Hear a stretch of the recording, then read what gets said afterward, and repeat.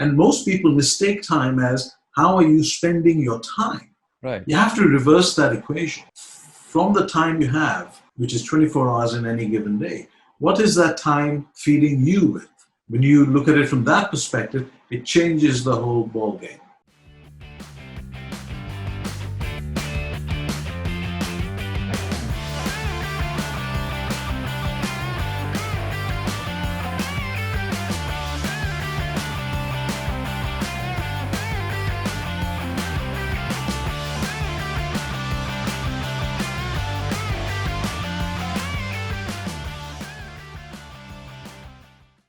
And I'm sure all of this stuff that you have learned during your years, hosting at Fox News Radio and now heading the international affairs, I'm sure like some of the lessons you've learned there you have infused in making this app, in making that community.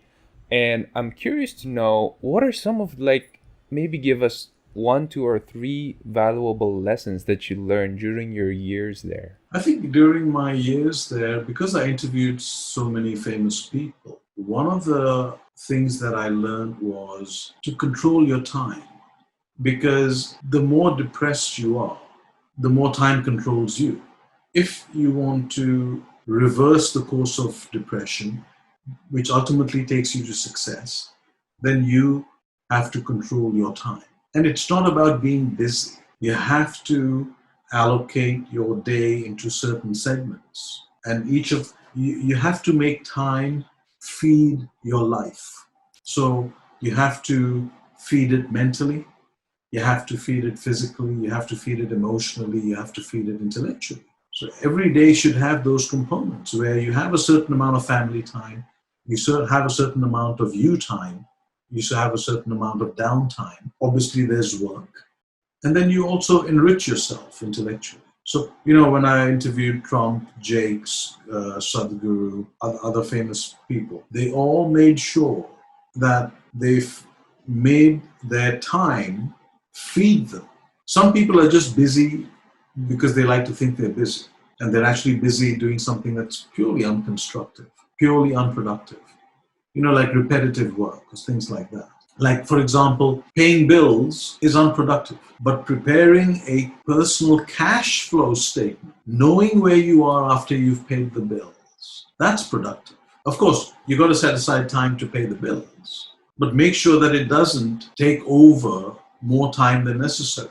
Because, some people like, I've got to settle the house finances and they've got these whole bunch of bills they've got to pay. And then they start like auditing each bill. So it becomes a little, you have to be very mindful of how is your time feeding you? And most people mistake time as how are you spending your time? Right. You have to reverse that equation. From the time you have, which is 24 hours in any given day, what is that time feeding you with? When you look at it from that perspective, it changes the whole ball game. And so you've been practicing this entire, I would say, habit or discipline of making sure that you have a part of your day, you are feeding yourself with that time allocated. Now, I'm wondering, earlier on in your career, and we've been talking about it, when you were here in the Philippines, living in Makati for 2 years, you were in the banking industry. Mm-hmm. So now I'm curious, what made you jump from the banking industry to hosting your own radio show with Fox News? And, there's just a gap there. Can you tell us the story about what happened in between? Basically, when I was at the bank, it was both my careers, the finance and the media. In both of them, I specialized in crisis management. In my financial career, I was posted to Hong Kong. And then from Hong Kong, I went to Indonesia, then Indonesia to Philippines, then to Japan, back to Hong Kong, London, New York. So I was handling crises in each of these areas. So it wasn't that I was a banker as much as my level of expertise. And that was in managing change, managing crisis, things like that. So the CEO of Fox approached me and said, we'd like you to run our international department because you seem to have a level of expertise in managing international issues and an understanding of international culture. So I was as shocked as you would have been, like, well, I'm finance. What would I know about media? Right. And well, they said, well, look, it's not that it doesn't take a lot of brains to figure out what media is all about, but the underlying skill set that you've developed, that's what we need to help you run the international side of the business. And then along the way, when I, got fully developed and managed to do things well, on the weekends, they gave me my show and said, if you'd like, there's an opportunity, but it's a weekend show. Would you like to do it? And I did it for the simple reason that I love change and I love trying something new. And most of all, I love learning. And if you're going to be good in business, you have to be good at learning, because after the learning comes the doing. The doing is so much more important. Right. But if you can learn 1% and then do 99%, then you're guaranteed success all the way. And I was getting to meet all these great guests. I mean, like, I couldn't go up and meet Trump just saying, hey, hi, how are you? But the moment I had a radio show, the moment I had a Fox platform, anybody and everybody would welcome me. There I learned the importance of having a platform that gives you a certain level of presence. Because most people mistake themselves to be the magic. No, it's the platform. Right. So it was never me. It was the fact that I was from Fox. I've never misunderstood my importance. It's not me who's important. It's my position that's important.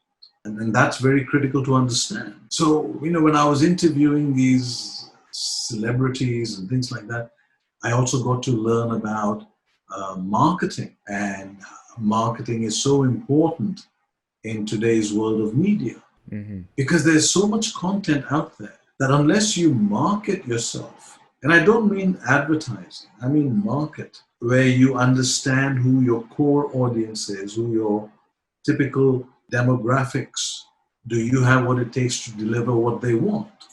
Right. So marketing is so important. That combined with an element of PR and obviously communication. Because 99% of content these days is absolutely rubbish. Right. That's true. Everyone's a blogger, everyone wants to be a social media influencer, everyone's standing next to a car and saying, hey, this, that, everyone's taking a selfie and things like that. So it's the intelligent 1% that'll make it. Right. Because that 1% knows their audience, knows the size of their audience, knows what their audience wants, and most importantly, delivers it. On top of all of these, the radio show and then heading the international affairs and your Heal Foundation. So that's already a handful right there, but I could still see that you do even more things than that, providing some services such as advising, coaching, media guesting. Oh, by the way, thank you so much for being my guest here again. And with all the stuff you're doing, how do you squeeze all of these things in? There is actually, I think people expect a magical answer. The fact of the matter is that if you plan your day, it's amazing what you can get achieved. There will be times where, for lack of a better word, burnout, maybe once every 2 weeks or so, and I have a lie-in and things like that. But my body works around a time clock. So even if I get up around 5 or 6 and I want to lie in, it'll be for another hour or so I'm still up by 8. I do allow myself a cheat day, which is 1 day a week. And what time do you get up? Sorry? What time do you get up then? It's still roughly the same time. It's definitely before 8. Because look, if I'm supposed to be up at 5, then if I get up at 8, I've had 3 hours extra sleep. So, to some people it might not sound like a lot, but it's actually 3 hours lie-in is a big thing. But once you're in a routine, you'll realize that, even when you're in a lie-in, you still want to get up. Because if say, you get up at 10 every day, say, and your lie-in is like till 1 o'clock, that's 3 hours. Right. That's a lot of time. And you'll find that, if you are, the beauty of being an entrepreneur is you're choosing what you want to do, right? Mm-hmm. So when you have the blessing of being able to choose what you want to do, then you're choosing all the stuff that you enjoy. Mm-hmm. So automatically you start making time, and then you start setting time. Mhm. Like, this project is for 1 hour, that project is for half an hour. I'm going to have this phone call for 15 minutes, blah, blah, blah. There's a sense of urgency that comes into you. So you know that you've got to finish this project and you've only got an hour. So you start working faster, you start thinking more intelligent, and you start doing things more efficiently. So it automatically sort of comes. I'm gonna jump in from what you said. I have a little bit of familiarity on how to handle crisis because I also have to put out fires whenever there is one in my business. And Right. during those times, you cannot really say that, oh, I'm gonna give an hour for this because there are times that you really don't know when they're gonna come up and if there are other variables in between. Right. And you've been able to navigate teams and organizations through numerous crises.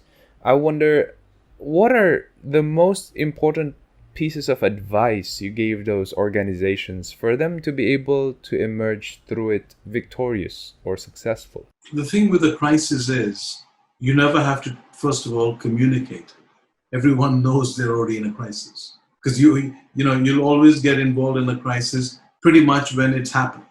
Very rarely are you anticipating a crisis. If you're anticipating a crisis, then it's not a crisis. A crisis is when suddenly it happens, like the COVID thing. There were whispers of it that, oh, it's happening here, it's happening there, and then all of a sudden, before the weekend came, Yeah. there was a lot. The magical way of handling a crisis is, first of all, knowing what you have. What are your resources? So in terms of people, their skill set, for lack of a better word, a budget.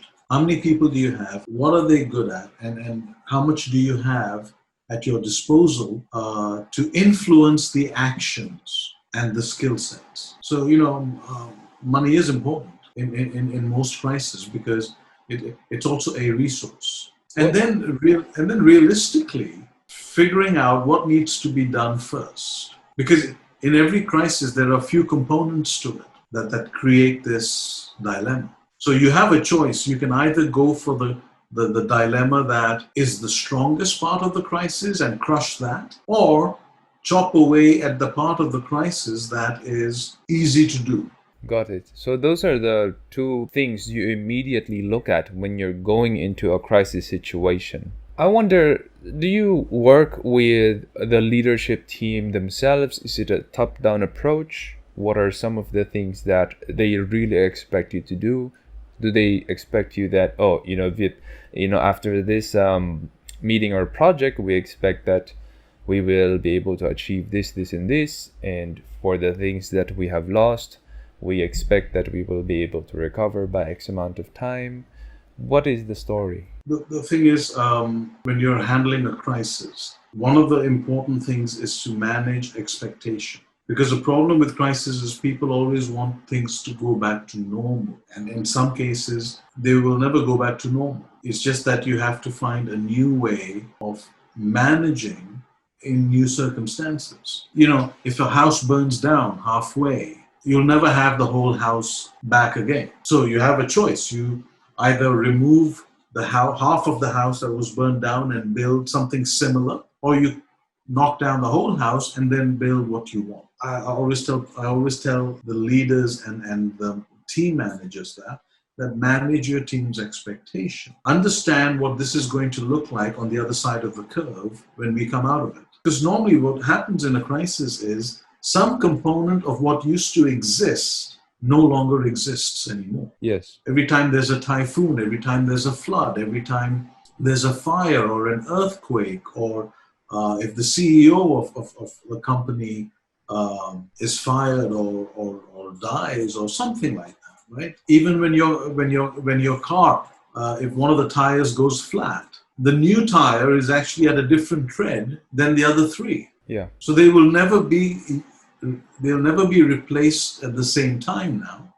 The three will wear out faster than the brand new one that's replaced the flat tire. So in the same way with the crisis. So my first thing is always to let them know that things are not going to be the same again. And then they get very sad and annoyed. And I said, no, but they can be better than what they used to be. That's the advantage of a crisis. And also, leaders and managers, you have to be able to identify when you approach the team, the head of the team. Do they have the personality of a manager or do they have the personality of a leader? Now, in most corporate environments, most of the people who are in charge of the teams are really managers, Mm-hmm. because corporations don't have a lot of, they say it but they don't have a lot of appetite for leaders, because a leader is like a renegade. They take them through entrepreneurial journeys because they've identified opportunities, Yeah, but in order to go through that journey you're going to have to break through some rules, and you can't break rules in an organization, in a large corporation. makes sense. So I've always noticed that when I go in, I look at the team, and 99% they are managers. So they're able to manage the responsibility that they have. But as a result of that, because they are functional, mentally functional, they know, okay, you know what, this team has to perform this way on a timely basis. They've got all that covered. But you give them a new environment, like a crisis, Mm-hmm. that's when I actually have to take over from them and say, you know what, let me direct all of you out of this crisis. And once I can see the way ahead, I give it back to the manager then to manage taking his team on that journey. How often do you see during those times that a manager turns into a leader, or a manager just doesn't cut it anymore and they have to part ways? Corporations need more managers than they need leaders. They say the opposite, but the infrastructure of a large corporation does not have a lot of appetite to take on the risk of having too many leaders. Got it. Can you imagine the amount of risk that you are taking on if you're the CEO, and instead of managers, you have a whole bunch of leaders underneath you, and leaders are motivated by different things? There's a big assumption that a leader always has integrity, but not all leaders have integrity. Some of the worst people in the history of this world have been brilliant leaders. That's Not every leader has honesty. You said that in your speech, right? In one of your videos. You asked them to write down on a whiteboard what are the qualities of a leader. And I think you specifically mentioned honesty, right? yes. So there's an assumption that every leader is honest. And I beg to differ on that, because I've worked in enough, I've been in corporations for 30 years. And that's not true. Not every leader is honest. So as a result, you actually need managers. If your organization is a large organization and it's built on rules, then you need managers.